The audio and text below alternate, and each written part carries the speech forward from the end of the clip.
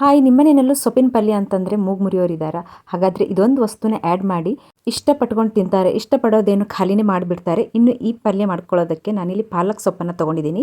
ಪಾಲಕ್ ಸೊಪ್ಪು ಅಂತಲೇ ಅಲ್ಲ, ನೀವು ಬೇರೆ ಯಾವ ಸೊಪ್ಪನ್ನಾದರೂ ತೊಗೋಬಹುದು. ಇದನ್ನು ಮಾಡ್ಕೊಳ್ಳೋದಕ್ಕೆ ಒಂದು ಕಡಾಯಿಗೆ 2 ಸ್ಪೂನ್ ಎಣ್ಣೆ ಹಾಕ್ಕೊಂಡು 1/4 ಸ್ಪೂನ್ ಜೀರಿಗೆ, ಹಾಗೆ ಬೆಳ್ಳುಳ್ಳಿ ಶುಂಠಿನ ಸಣ್ಣದಾಗಿ ಹಚ್ಚಿಬಿಟ್ಟು ಹಾಕ್ಕೊಂಡಿದ್ದೀನಿ. ಹಾಗೆ ಖಾರಕ್ಕೆ ತಕ್ಕಾಗಿ ಹಸಿಮೆಣಸಿನ್ಕಾಯಿ, 2 ದೊಡ್ಡ ಸೈಜಿಂದು ಈರುಳ್ಳಿನ ಕಟ್ ಮಾಡಿ ಹಾಕ್ಕೊಂಡಿದ್ದೀನಿ. ಈರುಳ್ಳಿ ಸ್ವಲ್ಪ ಜಾಸ್ತಿನೇ ಇರಬೇಕು, ಚೆನ್ನಾಗಿರುತ್ತೆ. ನಂತರ ಈರುಳ್ಳಿ ಎಲ್ಲ ಸಾಫ್ಟ್ ಆಗೋ ತನಕ ಫ್ರೈ ಮಾಡ್ಕೋಬೇಕು. ಈರುಳ್ಳಿ ಎಲ್ಲ ಸಾಫ್ಟ್ ಆಗಿದ ತಕ್ಷಣ ಸಣ್ಣದಾಗಿ ಹಚ್ಚಿಟ್ಕೊಂಡಿರುವಂಥ ಪಾಲಕ್ ಸೊಪ್ಪನ್ನು ಕೂಡ ಸೇರಿಸಿ ಇದನ್ನು ಮಿಕ್ಸ್ ಮಾಡ್ಕೊಳ್ತಾ ಒಂದು 2 ನಿಮಿಷ ಬೇಯಿಸ್ಕೋಬೇಕು. 2 ನಿಮಿಷ ಆಗಿದ ನಂತರ ಸೊಪ್ಪೆಲ್ಲ ಸಾಫ್ಟ್ ಆಗುತ್ತೆ. ನಂತರ ಇದಕ್ಕೆ ನಾನು 5 ಮೊಟ್ಟೆಯನ್ನು ಒಡೆದು ಹಾಕ್ಕೊಳ್ತಾ ಇದ್ದೀನಿ. ಮೊಟ್ಟೆ ಹಾಕೋದ್ರಿಂದ ಪಲ್ಯಕ್ಕೆ ಟೇಸ್ಟ್ ತುಂಬಾ ಚೆನ್ನಾಗಿ ಬರುತ್ತೆ.